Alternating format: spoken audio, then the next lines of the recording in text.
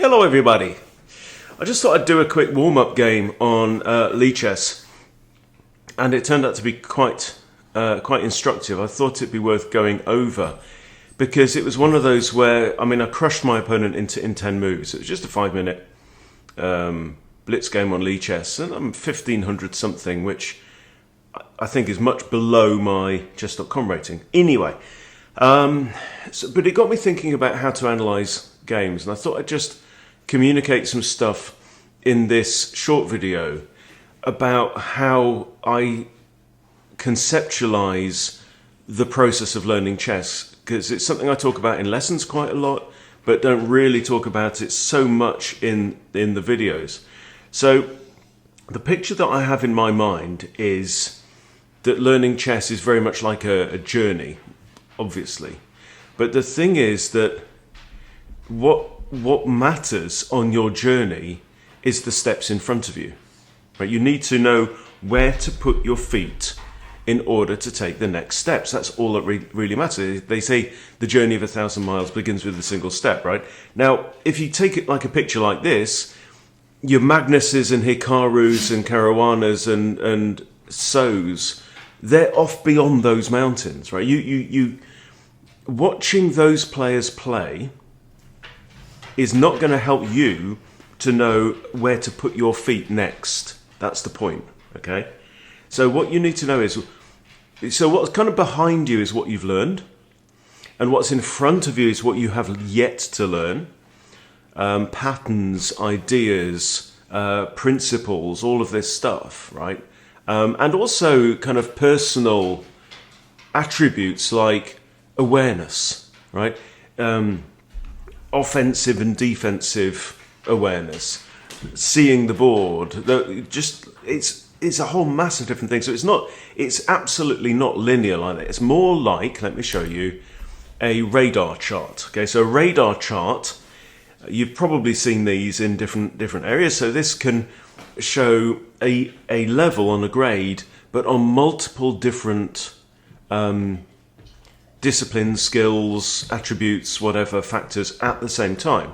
So this happens to be probably like school stuff, school subjects, but in chess it might be, awareness, limiting mistakes, positional play, opening knowledge, end games, blah blah blah, right? There's a whole number of these things, and you imagine now on this, so pretend this is all your different chess stuff, right?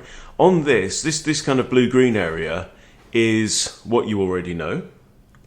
And I think one of my issues is that when you play a load of blitz, a lot of the time you're playing within what you already know. It's like trying to learn to be a great pianist and you just play the same piece over and over again, right?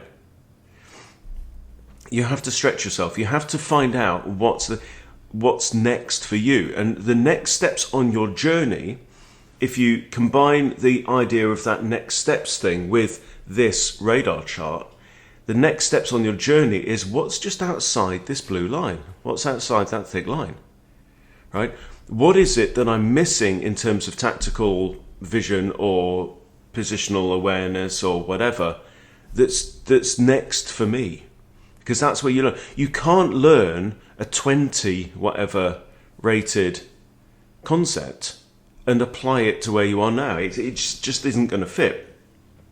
And this is why I think it's a complete bloody waste of time watching super grandmasters play bullet chess online. It's ridiculous, you can't really apply that stuff with ease to and this is what a good teacher will do. A good teacher is there to identify what's next for you.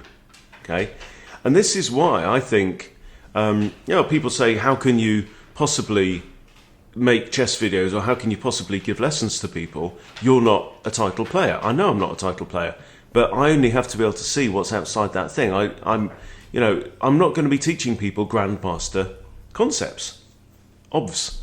Anyway, so what I thought we'd do, just take this game quickly, and then analyse the game to see what is it, and you need to understand for yourself, if you can figure out for yourself, or with the help of a teacher, what's next, just outside of your vision, right, in chess, then all's good. Okay, so I've got the black pieces here. We have an Italian, we have a Russo, we have a Lucchini. Okay, so this is now the gioco pianissimo, right? So the gioco piano, I think, is when both players bring out their bishops. If white then plays d3, so we've got a different move order. White plays d3, that's the gioco pianissimo, which means a very quiet game in Italian, and then f5, excuse me, brings you into the Lucchini gambit. We've just got a different move order, right? So if I'd have played this, okay, this is the gioco piano, and they play this, then I have the option of that, and we're back in the same place, yes? Anyway, so I play this, and we have the dream scenario where they decide to dive straight in with the knight, okay? So what do we do when the knight dives in the Lucchini? Well, we shut the door. Oh, I've got a real coffee today. It's so much nicer. Been working through this bag of instant coffee. Anyway, so we shut the door. So what this does is it blocks off the bishop's defense of the knight. Now this knight is on its own. It can either run away here. I mean, it can retreat.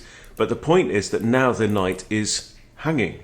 It's en prise because the queen can take it and the bishop doesn't defend it. So something must be done. And what's going to be done is either the bishop comes into f7 with check, or the knight's going to come into f7.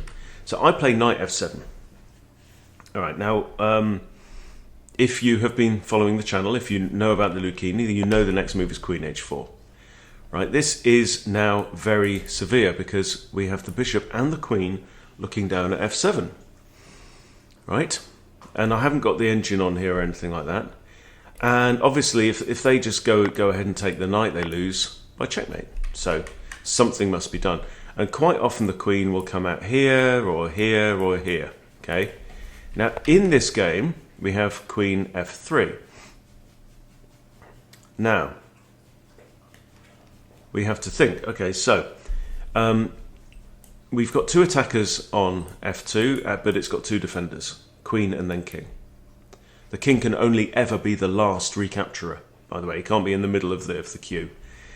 And we have a rook hanging here, but that's not really the point. So the idea is now, what do we do? Okay, so I play knight d4 to annoy the queen. I'm not only annoying the queen, I'm also looking down at c2 with a fork here. Queen moves across, proposing a trade. And this is where it gets interesting. Now, I'm looking at the players database here. In fact, let me just change it to my level. 1800 to 2200 I'm going to put in. Okay, queen takes h3 is the second most played move, and then you'll have g takes. And then how are we doing? I don't think any blood has been spilt so far, is it? No, it doesn't look like it. Nothing has fallen yet. Okay, so, but the most popular move is knight takes c2. Check. Okay, that's what we have. We have king d1. And now, queen f2 is the most popular move, which is actually what I play. We also have, I mean, I'm kind of eyeing up this idea, but so that is actually a double attack, right? We're attacking the bishop and the queen. Obviously, it doesn't work here because queen takes queen, right? So first of all, queen takes f2. And now after queen f5, my concern is this. I'd like to play d5 with a double attack, hitting the bishop and hitting the queen with a discovery from the bishop. But if I play this, then white has queen takes e5 check. And I just don't really want to be allowing checks. I guess I also have, by the way, this position's never been found at this level. I also have knight here check. Is that actually mate? No, because bishop takes. And then I've lost the key attacker. Right, so the move that I play is d6 here, with a discovery on there, not attacking the bishop, but it doesn't really matter, because what's going to happen next? Obviously, the queen can't retreat here. And I'm threatening maybe bishop g4, and that would actually be mate. Okay, so from here, let's just slam the engine on. Knight takes d6 is the best move. Queen g5 actually defends against this, right? But then we have knight f6 from black. Anyway, so let's go over it. Now, I'm going to go over it on chess.com because it's a little bit prettier. And I guess that's what a lot of people will be using. You could just do the same on Lichess. And you'll see here that I have two inaccuracies in mind. So here's the point. Let's just go back to our radar thing again, right?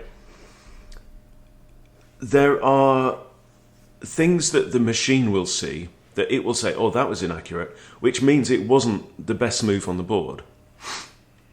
And some of these are going to be way outside of your current knowledge, okay?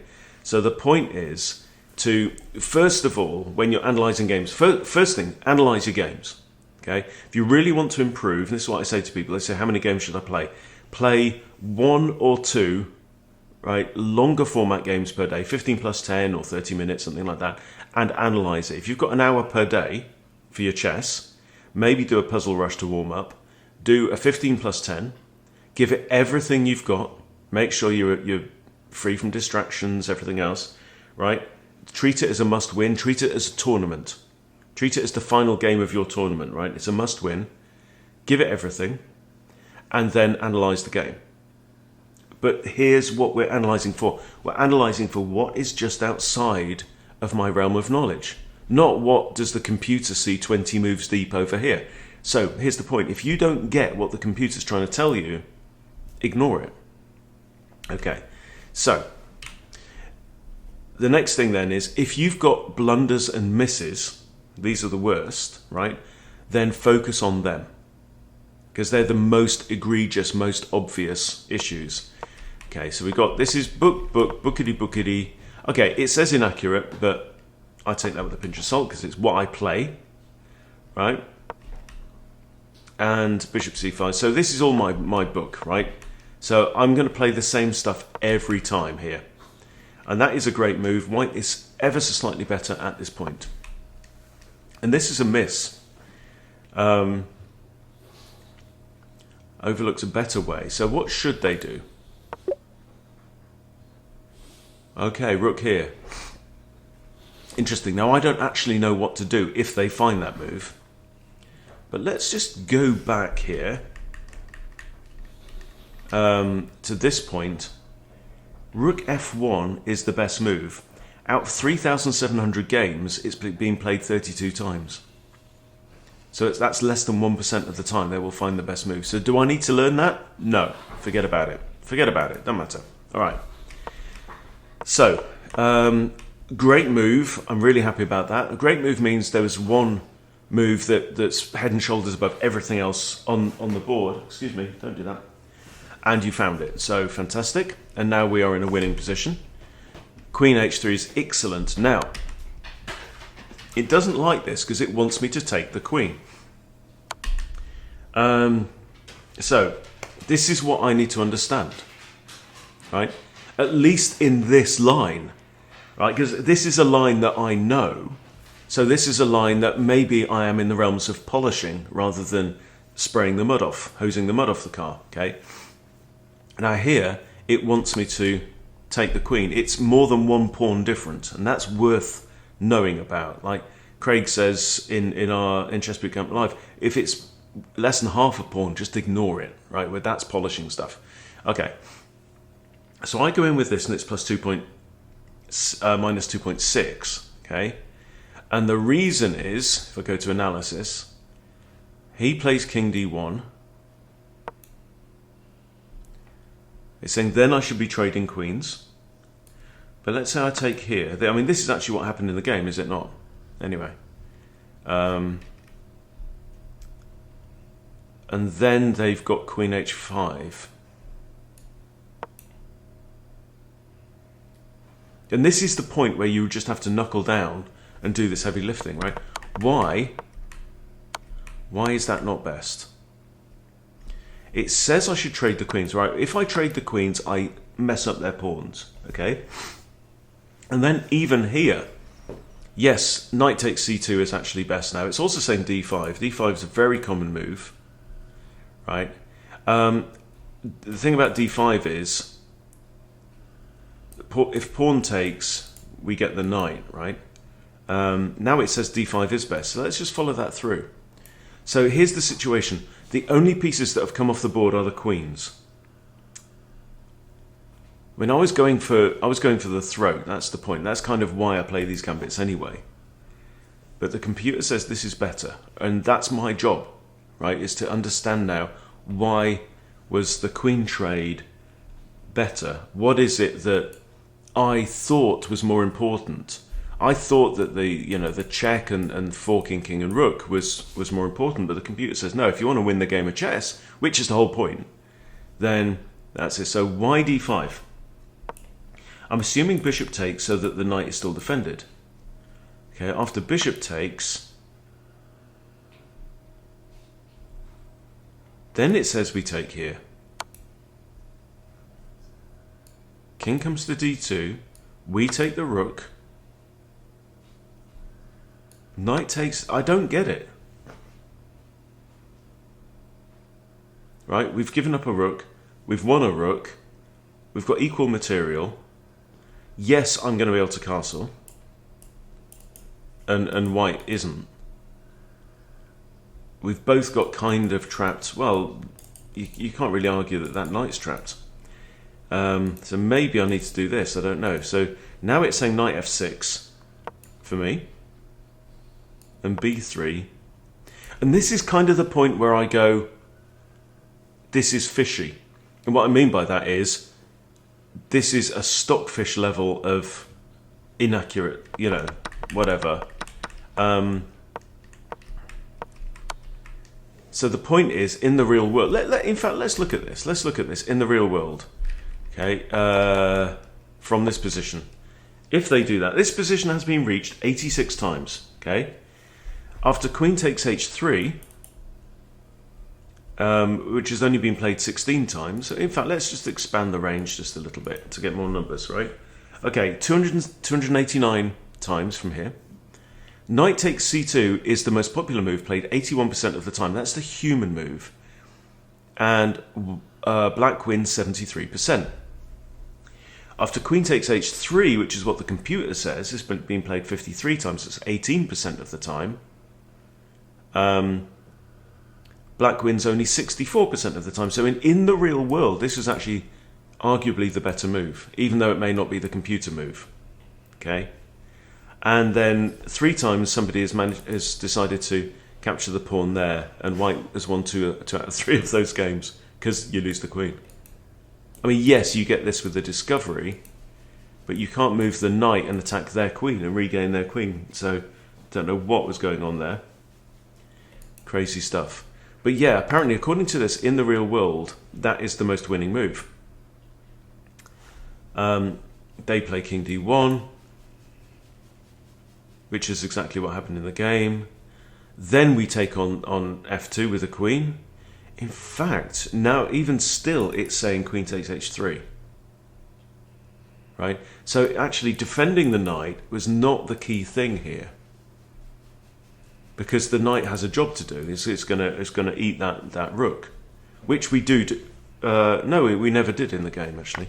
So in the game I took here, they do this, and now d. Right, this is the one. Yeah, d5 I just don't get. Okay, if d5.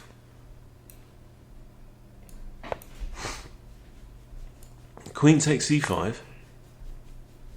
Knight blocks. And does he just run out of ideas now? Bishop d2. Knight e3 check. I don't know. Do you see, this is already the point where I've just gone, I can't follow this. And I know for a fact that I would not be able to look that far ahead next time I get this position. I would just go and take the pawn anyway, which I know is good. So in this instance, it's like, to go back to the radar chart, what it's telling me is too far outside of my current level, my skill level, whatever, or my knowledge, too far outside of that for me to even consider taking on board. Forget it, ignore it, doesn't matter. You're not there yet. That's not a stop on your journey yet, right? So in actual fact, I'm pretty happy with the way that game panned out. So really, although though it said there were a couple of inaccuracies, one was the opening gambit, and the other was not really that relevant in the real world. Yes, I could have traded queens, but I went for the move that tends to win the most games. So yeah, in that particular instance from that game, nothing specific to learn, but I thought it's an exercise worth going through, even to prove that point, even to prove that actually I didn't need to polish that game at all. That game was perfectly fine.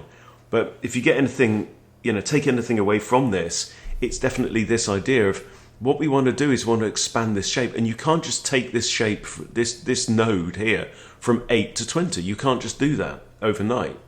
You have to expand it. There are things, there's like an increase, there's an increment, a progression of things that you need to understand in terms of positional play or pawn structures or endgames, right? You can't just become an endgame wizard. So that's why I say, just give up watching incredibly talented players and incredibly knowledgeable players playing far too fast for you to be able to follow. Do it for entertainment value by all means, but it isn't going to make you a better player. What's going to make you a better player is discovering what is next for you on your journey. Okay, hope that's useful. Thanks for watching. See you later.